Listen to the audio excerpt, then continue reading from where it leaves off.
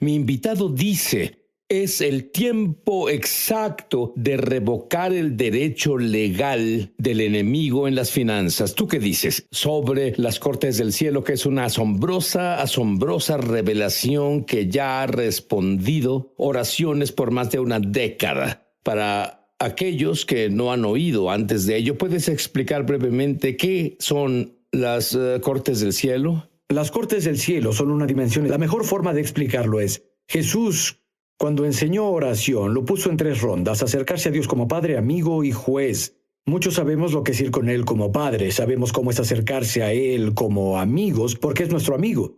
Pero en el libro de Lucas, capítulo 18, en verdad Él dice, obtuvo un veredicto de un juez injusto. El punto de Jesús era, ¿cuánto más podemos ir ante Dios, el juez de todo, y que emita veredictos a nuestro favor? Lo que encontraste fue que el enemigo tiene derecho legal contra nosotros por nuestros ancestros o nuestros días actuales en la vida. Y mientras el enemigo tenga este derecho legal, es como si el cielo se cerrara. De hecho, la palabra adversario es antídicos, y ante significa en vez o en contra. Dico significa derechos, pero junto en realidad significa quien trae una demanda judicial. Y el propósito del diablo como antídicos, pues en 1 de Pedro 5:8 dice que eso es toda clase de bendiciones que no vivimos porque hay un caso contra nosotros en el mundo espiritual.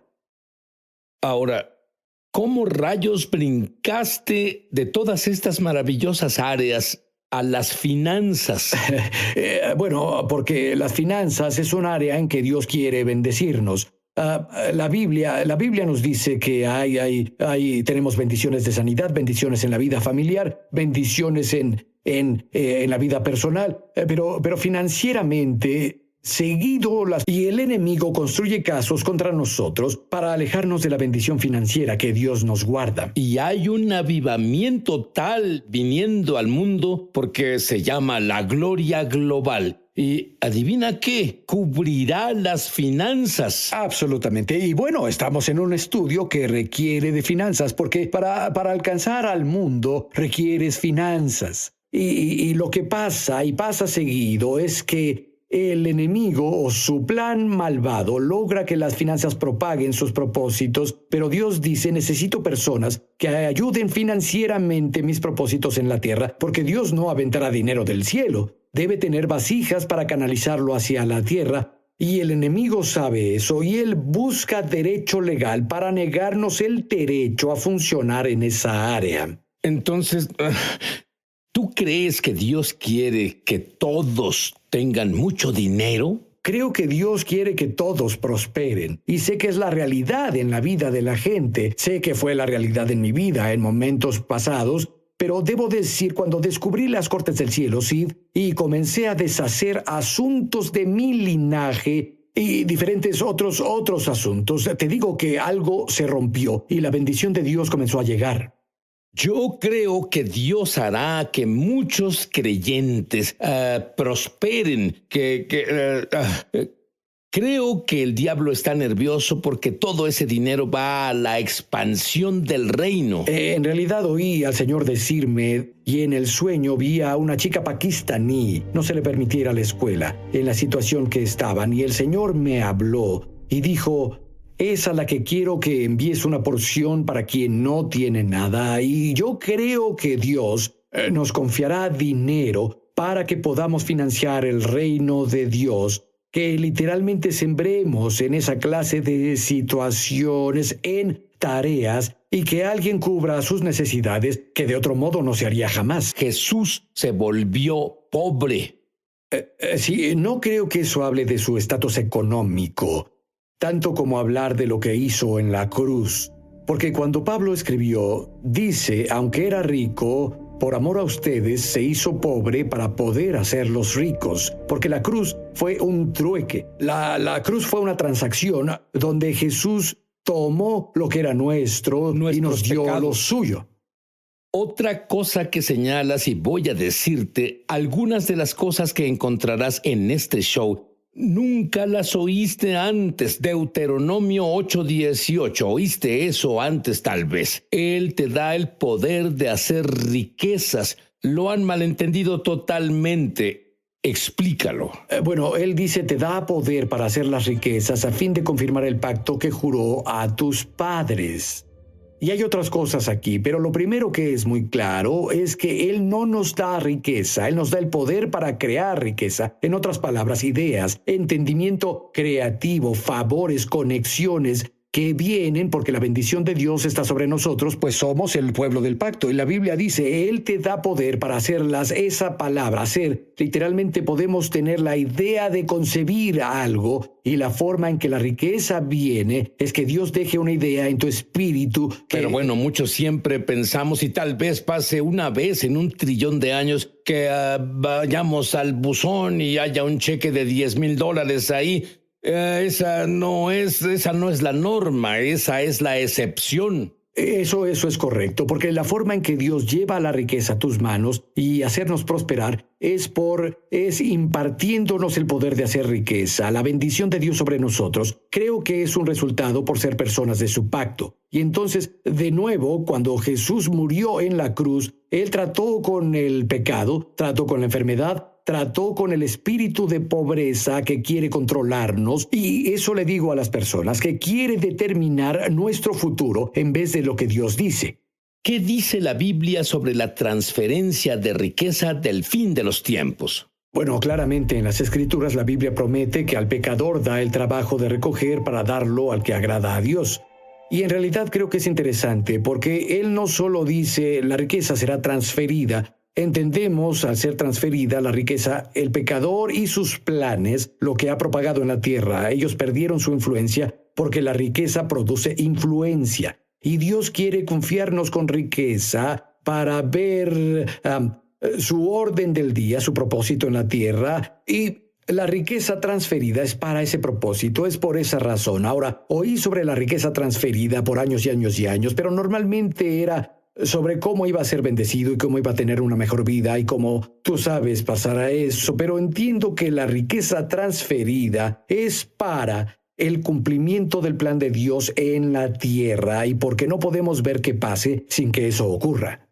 Y hay algo que tú haces y que quienes nos ven pueden hacer, que hizo la diferencia en el mundo y la revelación que tienes, que nos permite alcanzar la riqueza transferida, y lo has hecho por muchos años. Se llama orar en lenguas. Sí, absolutamente. Oro en lenguas, lo mencionaste el otro día. En realidad oro en lenguas mucho. Cuando estoy en mi tiempo de orar, la mitad de mi tiempo lo paso orando en el Espíritu, porque abre tu corazón en lenguas, abre tu entendimiento natural. Por eso el apóstol Pablo dijo, oro en el Espíritu, oro en mi entendimiento. Y el orden es muy importante aquí. Canto en el Espíritu, canto en mi entendimiento. Porque funcionar en la esfera espiritual en verdad abre la esfera del entendimiento, que es de donde vienen las revelaciones, de ahí vienen las ideas. El poder para hacer riqueza puede impartirse. Mi hijo viaja conmigo en aviones a veces, y él le dijo a su madre una vez, él le dijo, papá está hablando solo. pero lo que hago es orar en el Espíritu mientras estoy en el proceso de la vida normal. Ahora, hay personas que nos ven ahora y ven un lindo traje, tu cabello estilizado, linda corbata, tal vez un lindo reloj, y dicen, yo no me identifico con él. No sé de dónde saldrá el dinero para alimentar a mi familia. Yo ni siquiera sé de dónde voy a sacar mi próximo salario. Él no puede identificarse conmigo. Todo lo que él enseña no aplica conmigo. ¿Qué les dirías? Diría que están completamente mal, porque si conocieran mi historia, se asombrarían por lo que Dios hizo. Bueno, cuando descubrí honestamente las cortes del cielo, hasta ese punto, Mary y yo en realidad luchábamos. Descubrí que había un caso legal contra mí en el mundo espiritual. ¿Durante cuántos años lucharon? Bueno, déjame decirte, 30 años. 30 años de la vida. Así 30 años de la vida matrimonial. ¿Te identificas con él? Te lo digo. 30 años de vida matrimonial. Y cuando descubrí las cortes del cielo y comencé a practicar esos principios y busqué deshacer el derecho legal que el enemigo clama. Y esa es la clave. Son legales. Y ¿no dice la Biblia que el diablo es un acusador? Está ahí acusándote por los derechos legales. Algunos los conocen, algunos no los conocen. Pero ¿qué pasa cuando esos derechos son removidos? Bueno, en la esfera de la que hablamos, la bendición y prosperidad vienen. Vamos, Sid, me asombré del todo. Estaba absolutamente asombrado con las ideas que usé y no funcionaron, pero ahora funcionaban. Los conceptos y los principios. Ha sido una cosa asombrosa, donde de pronto las cosas comenzaron a prosperar. Pienso en Pedro. ¿Qué significaban los peces para Pedro? No significaban almas, significaban dinero. Significaban para Pedro el tener dinero caído de arriba. Ahora, porque algo cambió de la noche a la siguiente mañana. Un cambio completo porque oyó la palabra del Señor y caminó con ella. Y lo que tú dices es que muchos cristianos tienen espíritu de pobreza. ¿Qué es un espíritu de pobreza? Pues un espíritu de pobreza es una forma de pensar, puede ser una mentalidad, pero creo que más que nada es algo que el diablo usa, es una maldición que él usa para en realidad limitar el resultado que vemos de nuestra labor. La pobreza no es una situación económica, es una entidad espiritual, pero el escritor de Proverbios dice, entonces tu pobreza te asaltará como un bandido, la escasez te atacará como un ladrón armado y maleante. Así que tienes que romper el acuerdo con esa entidad espiritual. Si fuera solo una condición, entonces cambiarías algunas cosas que haces en lo natural, pero no solo es una condición, en realidad es un ser espiritual con quien debemos romper acuerdos. Bueno, tienes muchas gemas, no tenemos tiempo para cubrirlas todas, pero todo está en el libro. Cuando regrese, Robert reprenderá al espíritu de la pobreza de tu vida y orará porque entres en la gloria, la esfera de los milagros. ¿A qué te refieres? Bueno, en Hebreos capítulo 7, versículo 8, la Biblia dice que habla de Jesús como nuestro Melquisedec, sumo sacerdote. Ahí él recibe el diezmo, y cuando brindo mi diezmo, él lo recibe. Y dice, se da testimonio de que él vive. La palabra testimonio literalmente significa dar un testimonio judicial. Y mi testimonio judicial, desde mi diezmo, en realidad me conecta a su vida presente. La oración que él dice a mi favor justo ahora. Y cada vez que brindo mi diezmo, imparto un testimonio judicial en el cielo que dice, creo que él vive. Tú vas de una revelación a otra, pero luego en realidad son remarcadas cuando dices historias reales del diezmo y cómo abrió acceso a todo lo milagroso. Dime sobre el pequeño niño que murió y daré un prefacio diciendo, cada vez que él comparte esta historia, la presencia de Dios manifestada viene. Y yo espero que la presencia de Dios vaya justo a tu hogar o donde nos estés viendo. Adelante. Sí, hay un pastor mexicano que estaba en el interior de México, en un lugar desértico. Él hacía reuniones de campamento y él llevó a un orador americano. Y cuando hacen esas reuniones de campamento, cavan unos hoyos profundos y cubiertos con plástico como tanques bautismales. Así cuando las personas eran salvadas y nacían de nuevo, las bautizaba. Bueno, llevaban con las reuniones de campamento, yo creo que un tiempo, pero creo que fue en la reunión matutina y el pastor en realidad traducía para el evangelista americano que le hablaba a las personas que estaban ahí. Bueno, el pequeño hijo de 2 años del pastor se alejó de quien se suponía debía cuidar y se cayó en el pozo bautismal. La piscina, y estaba llena de agua y se ahogó y estuvo ahí por un largo rato antes de que lo encontraran. Y cuando lo encontraron, debido al calor del sol, su cuerpo se inflamó y estaba muerto porque se ahogó. Bueno, por supuesto, ellos entraron y rompieron la reunión, le dijeron al pastor, dijeron, debe venir. Entonces él fue y tomó a su hijo y entró en una choza. Y dicen que había una choza ahí, y bueno, podías ver entre las grietas hacia el cuarto, y entró en su choza y se sentó en la cama y cargaba a su pequeño, y él clamaba a Dios en español. Bueno, el orador americano que estaba ahí no hablaba español y estaba pegado a la choza viendo por las ranuras. Y le dijo a uno de los mexicanos que estaba ahí, le dijo, ¿qué dice? ¿Qué dice? Porque tiene a su niño, y clamaba en español. Y le dijeron, él dice, pero Dios doy diezmo. Y eso era lo que clamaba. Dijeron, de pronto la gloria de Dios entró a la choza. Está pasando. Sí, puedes sentirla. La gloria de Dios vino a esa choza y el pequeño comenzó a escupir y balbucear y su cuerpo volvió a la normalidad y resucitó de la muerte. Porque el pastor tenía derecho a lo milagroso basado en su obediencia al diezmar.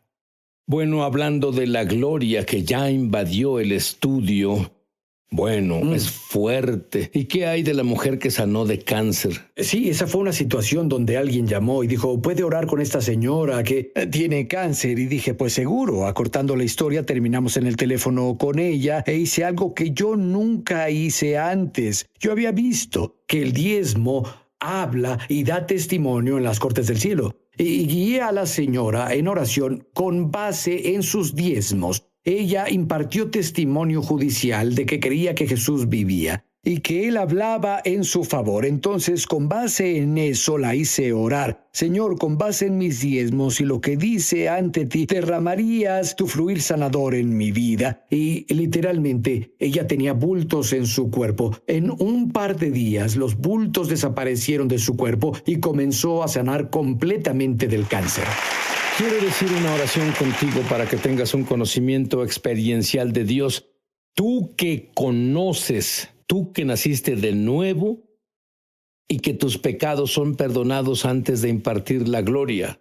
Di esto después de mí. Querido Dios, dilo fuerte. Querido Dios, soy un pecador.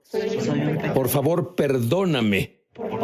Creo que la sangre de Jesús eliminó mis pecados, cada uno de ellos, y me limpió. Y Dios, ahora que estoy limpio, ven y vive dentro de mí. Te hago no solo mi salvación,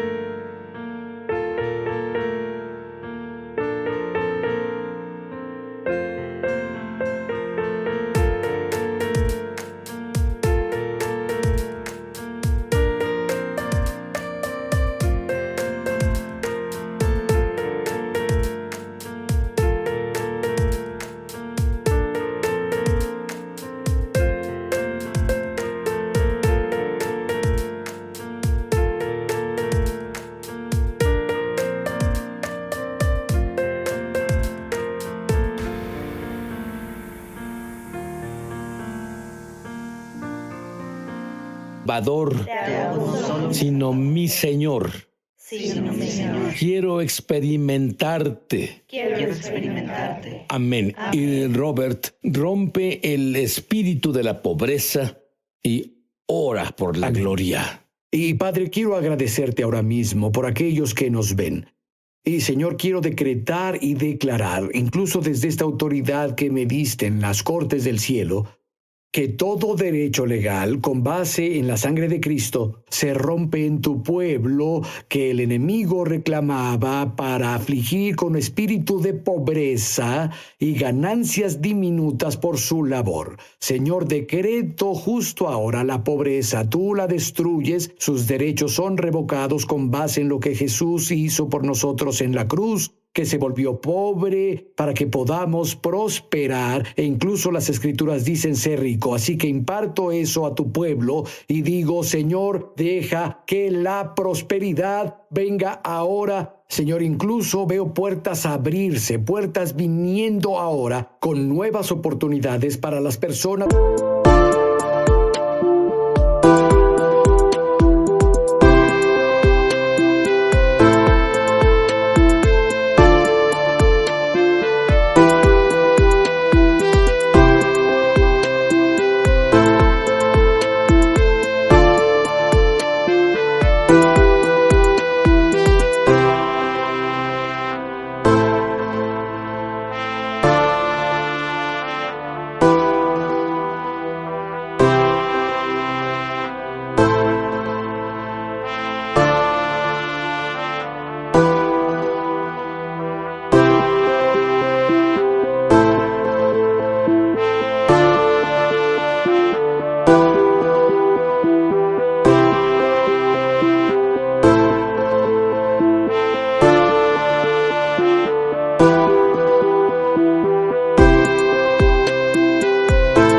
a las que no se les permitió antes. Esas puertas están abiertas ahora, se abren justo ahora para tu pueblo y permites que la provisión venga, Señor, como nunca llegó antes. Y Señor, esa sensación que tienen de estar en una trampa, la rompo para ellos y sé que están libres desde ahora en el nombre de Jesús. Y pido ahora el peso de tu gloria, Señor, para que el peso de tu gloria descienda sobre tu pueblo, para que sea su constante compañía, Señor, para guardarlos. Señor, incluso me acuerdo de las Escrituras, que tú caminas sobre el camino de santidad y aunque fuimos necios, no nos perderemos. Digo que el peso de tu gloria viene ahora